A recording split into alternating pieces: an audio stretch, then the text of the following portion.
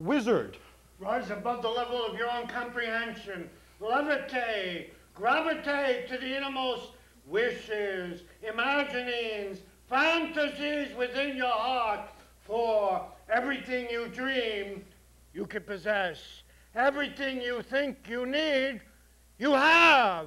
All of life, all life is born within, in the heart of a dreamwalker, in the heart of a dreamer. For the dreamer is a sojourner between the dominion of the here, the real, the material, and the ethereals of the dream. And the dream walker possesses the activated mind, the dream power to crystallize the visions of the dream, the pictographs, the legographs, the symbols from the dream. And once you envision a picture, once you possess the sight of you going beyond your own limitations, picturing yourself in deeds and actions that you never before experienced, you can follow the spoor of the dream. You can possess the dream. You can live the dream. For an example, in our copious discussions, Thor, we, in fact, talked about this very show. We chronicled it, delineated it, choreographed it on a dream dominion. And the dream is now. What? You find it hard to follow our words? Let me share with you a tale. Once, many years ago, my friend Isolde of the Fair Hands came from the western coast to visit me after many years. When we were but children, together we explored the psychic world. We were of the few who perceived the spirits, who perceived the colors, who perceived the voices, and we found pleasure in each other's company.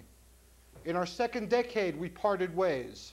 I remained here in the northeast with the cold and the howling winds, and she went to warmer climes out west. But she returned, and we walked and we spoke of things past. And we asked ourselves, what is reality?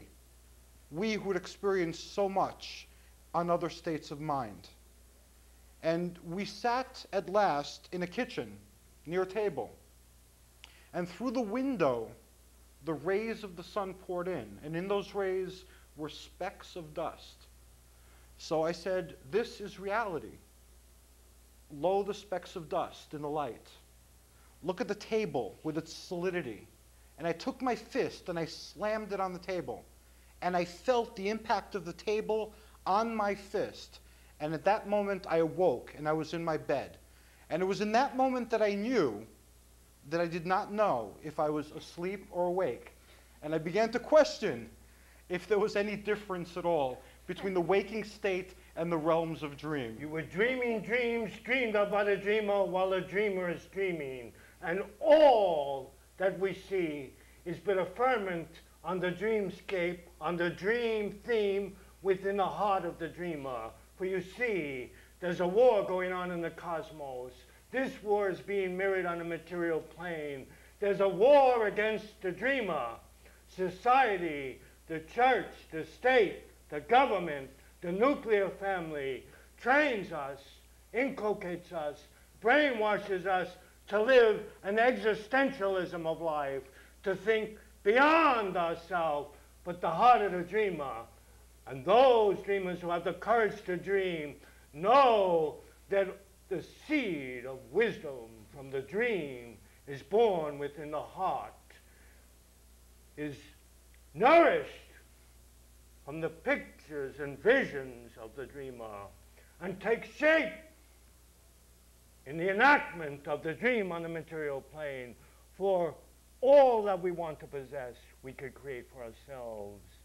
We don't need a degree. We don't need an education. We don't need economics. We don't need to be old or young. We don't need to be red, green, or blue. All we need is the courage to believe in a dream, the conviction to know that you create your fate. You create your own destiny, that the life's journey you lead is one of perspective, volition, responsibility, and imagineering to And create. you heard it here now. Those of you who dare oppress the dreamer, our oppression is at an end. Dreamers unite. Kick their ass. All those who would seek to oppress us with their conventional reality.